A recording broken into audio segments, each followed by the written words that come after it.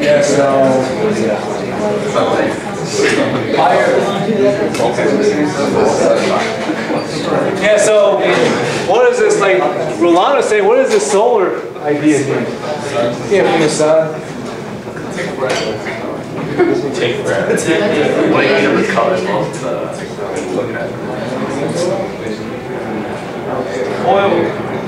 Okay, so when you go to lab this afternoon, just do a Google search of solar refrigerator. And actually, you can have some ideas of how that's done. Actually, maybe, let's see. Let's just take a quick look at the solar refrigerator.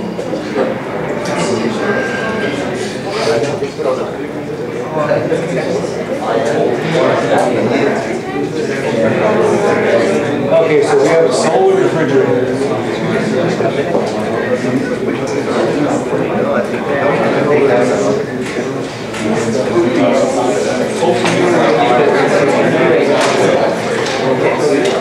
Okay, so for a solar refrigerator, let's see here. Well, you can buy one.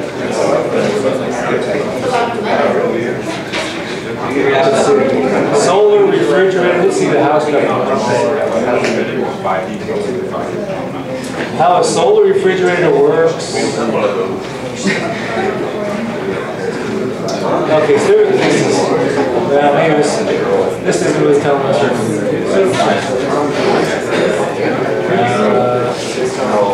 How this might be good from treehugger.com. Okay, so here they're using a, okay, so also looking at, yeah, they're using some reflecting, sunlight there. Let's go back to, okay, so all these are using,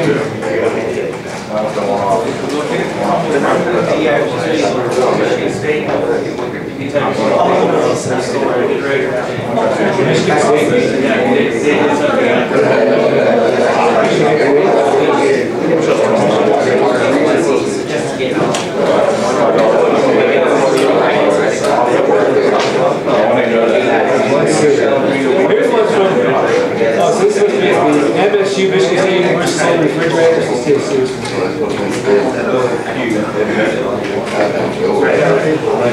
Okay, so let's see what they did here. So they made a solar refrigerator and let's see here.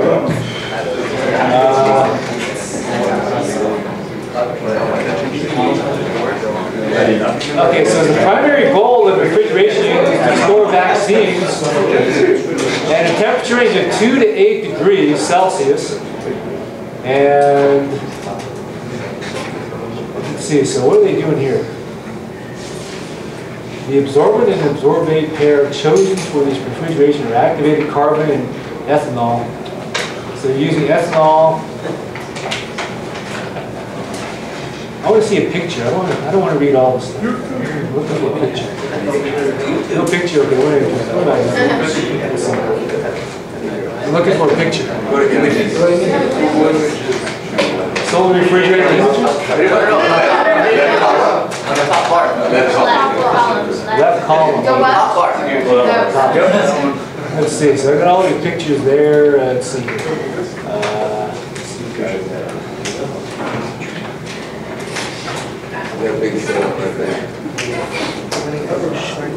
Yeah, because we're not going to use some photovoltaic. We're not going to do that.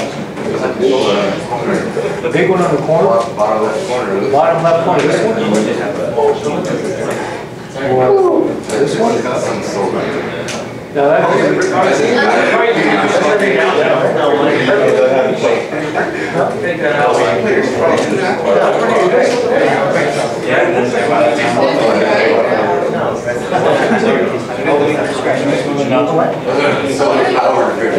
these are all these solar powered refrigerators. Just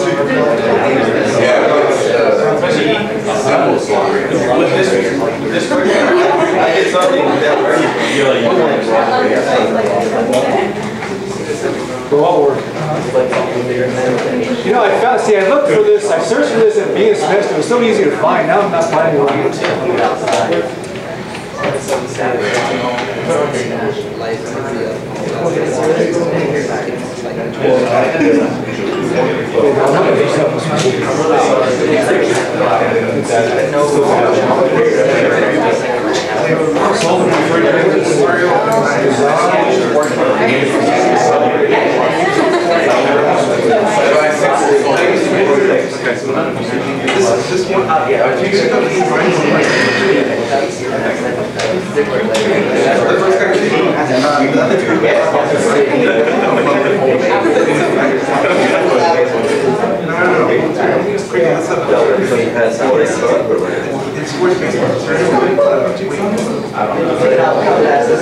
Maybe you should add a schematic to your search data.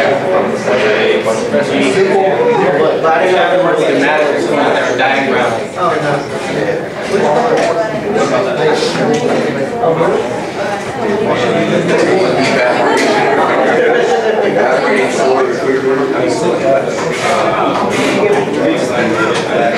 Yeah, what about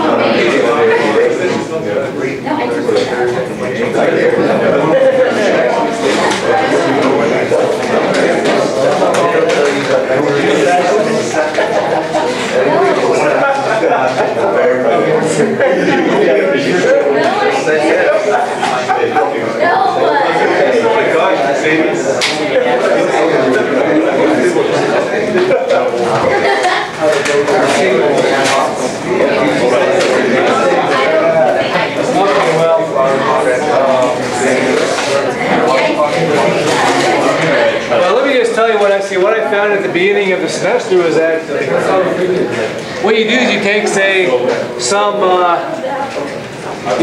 like clay pot, and you take a second one which is bigger than the first one. So what you do is you fill this with sand, and then so you have an empty clay pot in here. You put this small one and the big one. You fill this with sand. Okay, so sand is surrounding the smaller pot, and then you add water to the sand. Okay, so you're soaking the sand with water, and then you cover this, and then you put it in the sun. So you put it in the sun, what happens?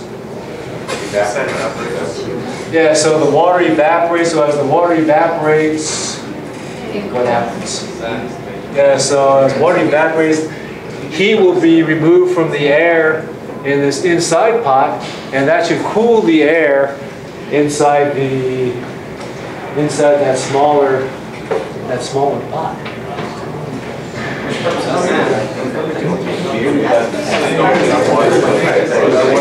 Okay, so anyway, when you do this afternoon, you want to measure the volume of air in the cup.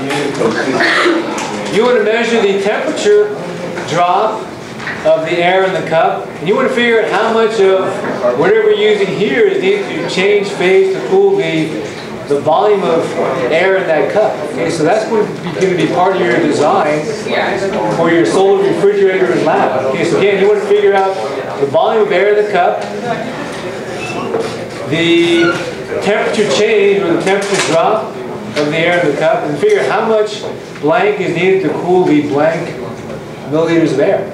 Okay, when you do that phase change. Because in other words, if you're saying that the heat gained by the water as it evaporates is equal to the heat lost by the air, you want to figure out how much water needs to evaporate to cool air from one temperature down to another temperature. Okay, so we'll talk more about that in lab later today. Okay, so we'll look at actually these questions next week in lab, but relock and thermodynamics. We'll do one more example question, example problem about instant car cooler. This is when the inside of your car gets really hot, and this is a product I found in some magazine a long time ago. I'm not sure if they actually sell this anymore. Anyway, what they do is you spray this instant car cooler in your car, and it cools the air inside your car from 130 degrees Fahrenheit down to 77 degrees Fahrenheit.